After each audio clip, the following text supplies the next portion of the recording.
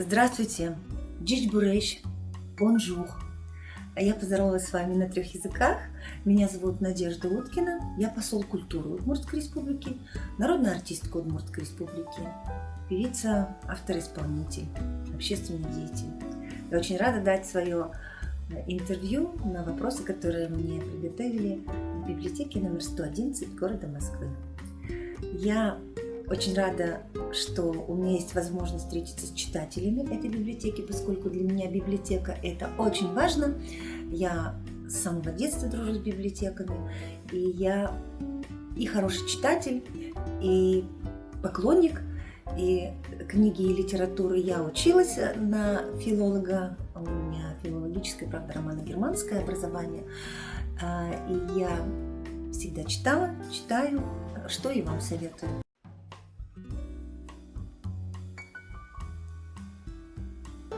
Это сложно, но я попробую. Я, наверное, любопытная, и я скорая на подъем. Меня мама всегда за это хвалила, что Надя копать картошку, Надя первый раз сапоги одела и вышла в огород.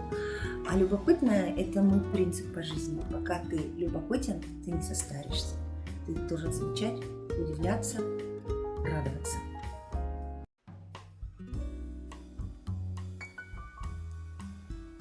Ну вот исходя, может быть, из любопытства, это Алиса Селезнева, крапивинская героиня.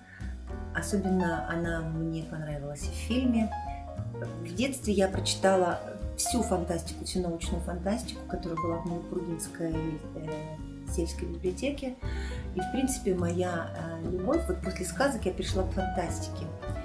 И очень-очень полюбила с тех пор этот жанр.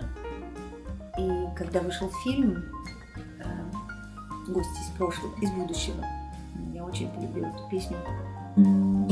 Слышу голос из прекрасного далека, голос утренний в серебряной росе.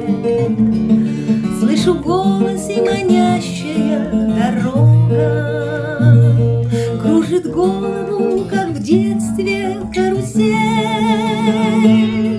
Прекрасная далека, не будь ко мне жестоко, не будь ко мне жестоко, жестоко не будь, от чистого истока в прекрасное далеко, в прекрасное далеко я начинаю путь. Вот так вот с этой песней и по жизни, прекрасное далеко, и этот путь, и будучи уже взрослее, я поняла, что прекрасное далеко это может быть и Царство Божие, и будущее нашей страны, и будущее моей семьи. Спасибо за эту песню.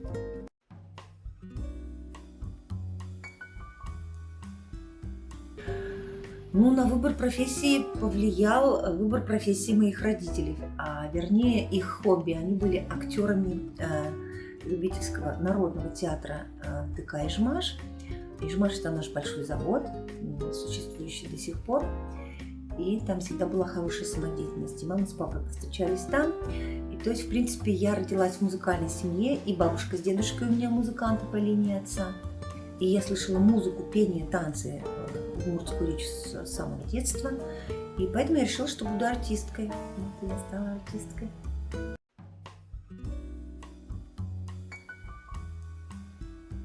Я очень люблю, как бы это странно ни звучало, я очень люблю Библию.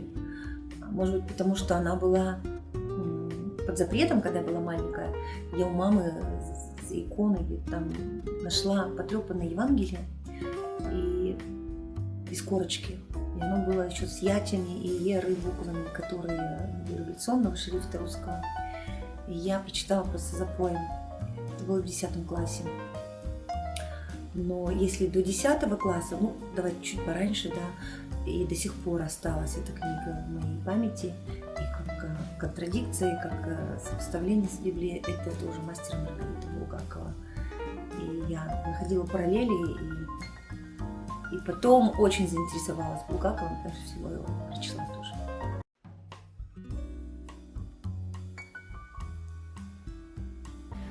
знаете, вот для меня очень важно, чтобы работало и сердце, и душа, и дух. И в этом смысле я бы посоветовала Достоевского прочитать. Вот последнее, что прочитала, «Идиота». И это всегда новый взгляд на ту жизнь, которую ты проживаешь сейчас или проживал до. Очень важно переосмыслить, прочитать и найти себя. И Достоевский вам в помощь.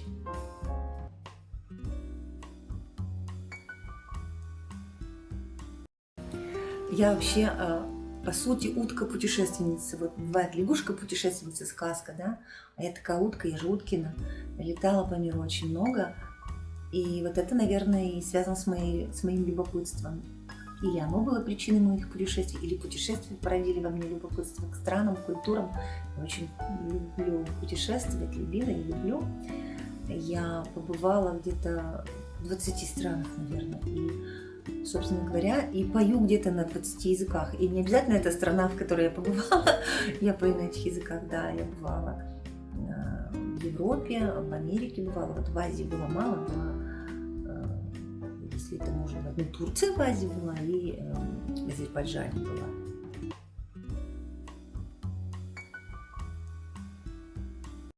Как отличить хорошего артиста или певца от плохого певца? Я считаю, что это видно по глазам. Глаза должны быть любопытные, а действия должны быть скорые, в смысле реакции. Человек искренний, любопытный и энергичный на сцене – это хороший певец.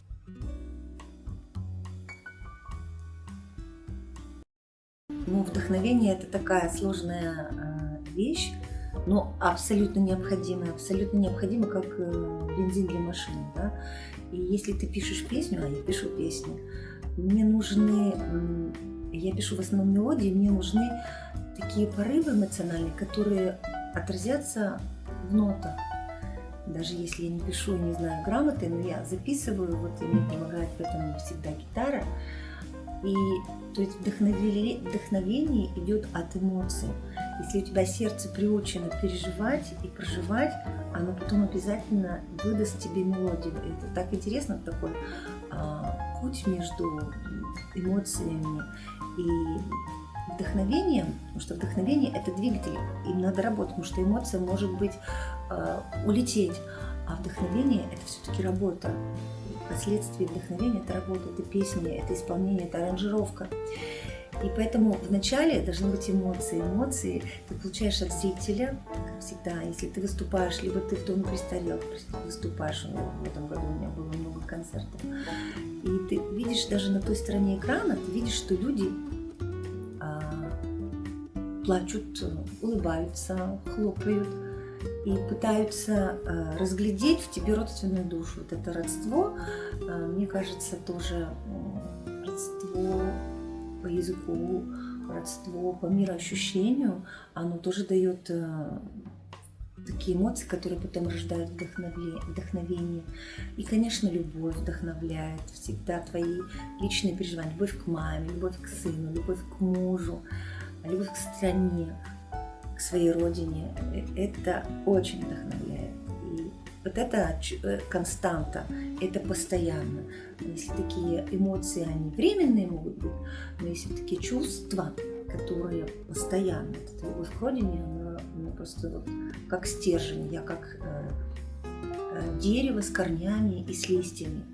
И я знаю, где мои корни, и знаю свои листья, и кроной в небо стремлюсь. Так что в этом плане, да, вот эта любовь к родной земле, она очень вдохновляет.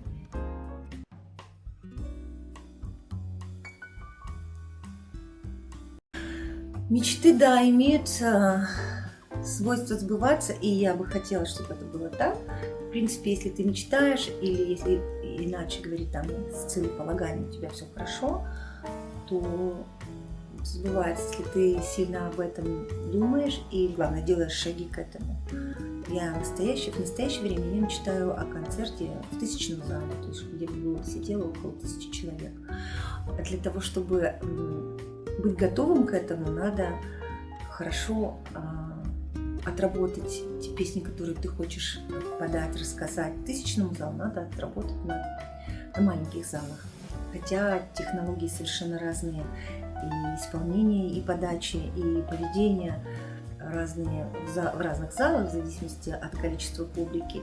Но это помогает для полноты ощущения, для полноты своего пребывания на сцене, жизни и для точности передачи информации, которую ты несешь в песне. А песня — это информация, первичный текст. Хотя, как ни странно, я композитор, но я отталкиваюсь всегда от текста. Музыка от эмоций, а текст — это вот вначале было слово для меня, это точно железно. И поэтому для того, чтобы вот этот текст передать с помощью мелодии зрителям, надо это хорошо и точно прожить, и уметь это подать и сердцем, и глазами, и душой, и движениями, и жестами, и мимикой. Поэтому я готовлюсь к этому, я очень надеюсь, что маленькими шагами, но я двигаюсь к своей цели, к тысячному залу.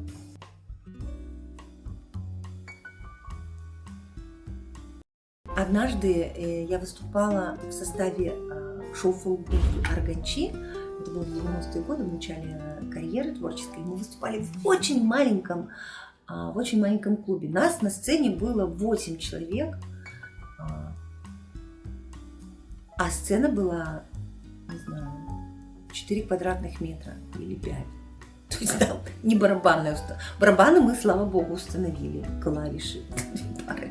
Солистки мы спустились там вниз с этого подиума. Но бас-гитарист у нас был за кулисами, в гримерке выступал. И я подумала, ну надо же, как это так, мы выступаем. И я басовую линию очень люблю, мне нужен бас, чтобы хорошо ритм чувствовать. И я все время выбегала туда за кулисы, в соседнюю гримерку, проверить, на месте ли наш бас-гитарист, чтобы исполнить свои песни правильно. Ну, в общем, да, был такой случай, когда была очень маленькая сцена и с бас-гитаристом в соседней комнате. А еще я вспоминаю историю из последних годов, и это уже не связано с залом, это связано с моей, так сказать, посреднической культурной деятельностью. Однажды я познакомилась в интернете, в соцсетях, ВКонтакте познакомилась с музыкантом, которого звали Владимир Макаров. А у меня в жизни до этого было 2 знакомых Владимира Макарова. И я подумала, что этот музыкант Владимир Макаров, предыдущий музыкант Владимир Макаров, который обратился ко мне с просьбой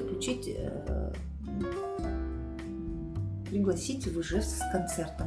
А я знала, что тот первый Макаров из другого города, и у них поп-музыка, а они хотели, по-моему, приехать на Уральский фестиваль к нам в Удмуртии, а мы занимались как раз подготовкой этого фестиваля. И я начала так с ним разговаривать, ну что вы умеете, какой у вас, есть у вас финно-угорский, там, удмуртский репертуар. А это была уже известная такая начинающая, но уже подающая надежду группа «Садко». И в разговоре с Владимиром Макаровым я понимаю на одном определенном моменте, что я не с тем человеком разговариваю, и а тот человек, настоящий Владимир Макаров из группы «Садко», это был человек, с которым я искала в общении, встречи. Это были мои, можно сказать, кумиры. Это группа, которую я полюбила заочно. И они сами ко мне обратились через одного из участников. И я подумала, вот своими руками я чуть-чуть не прогнала счастье со своей страницы, счастье своей жизни. Я думаю, господи, как хорошо, что я вовремя одумалась, остановилась. И ребята очень часто эту историю рассказывают, историю нашего знакомства, потому что потом мы стали очень большими друзьями, и мы сотрудничали, и сотрудничаем до сих пор вместе. Александр Бардин записал мне хорошую очень фонограмму для песни. И я очень рада, что в моей жизни есть группа «Садко», и получается, что ту песню, которую мы с Александром Бардиным записали, называется «Дорога». Это, в принципе, песня, которая по жизни меня ведет. И пусть у нас у каждого будет своя дорога.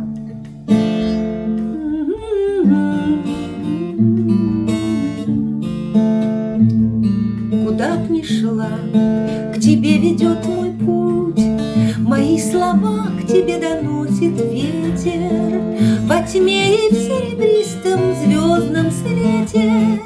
Куда б ни шла, к тебе ведет мой путь, куда б ни шла, к тебе ведет мой путь.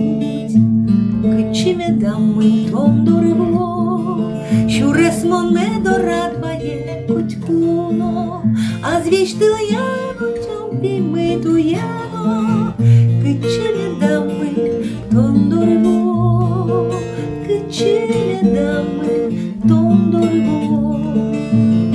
Ковтязан моле кизе ветететь, и павазуста эрес, и ужаса, и шкайтивок, и ломатненьяса.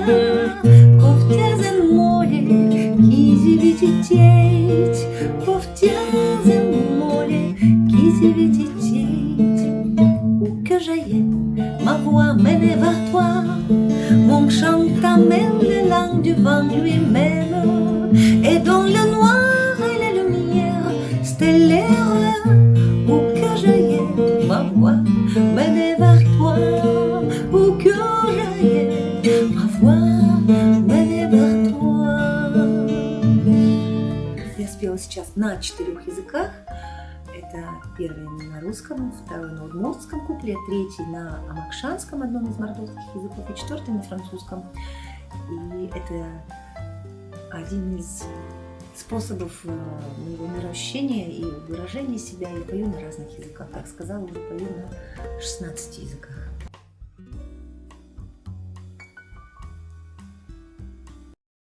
А вы, правда, не знаете, почему я пою на французском? Да потому что у меня муж француз.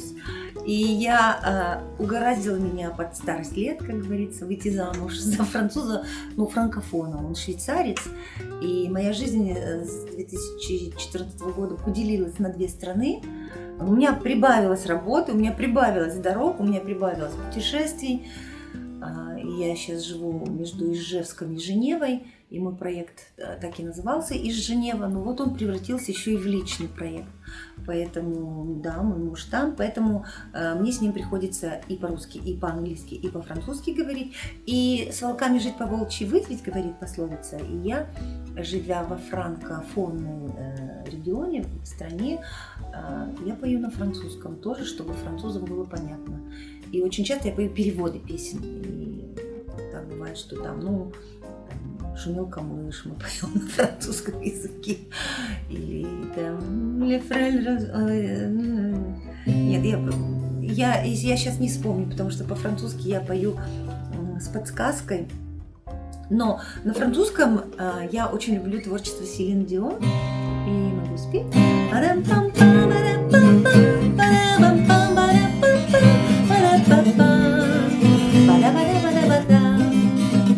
Je voudrais oublier le temps pour un soupir, pour un instant, une parenthèse après la course et partir où mon cœur me pousse. Je voudrais retrouver mes traces, où est ma vie, où est ma place, et garder l'or de mon passé, au chaud dans mon jardin secret.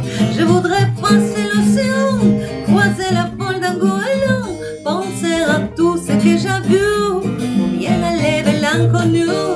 Je voudrais décrocher la lune, je voudrais même sauver la terre, mais avant tout, je voudrais parler à mon père. Mais avant tout, je voudrais parler à mon père. Вот это на французском.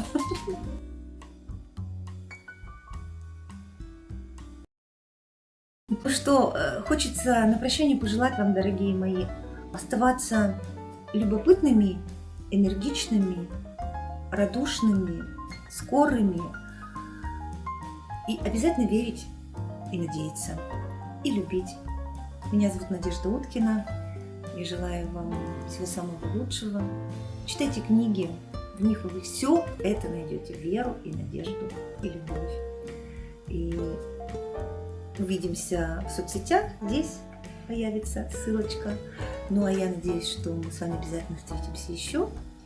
Беру вам свой музыкальный подарок, свой музыкальный сюрприз. Попробуйте догадаться и написать в комментариях, что за песню я спела сейчас на удмуртском языке. Это будет перевод известной российской песни.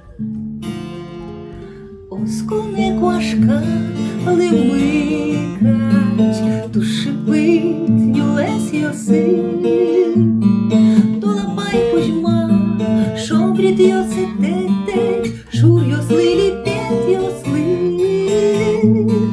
вош вояч con Dios le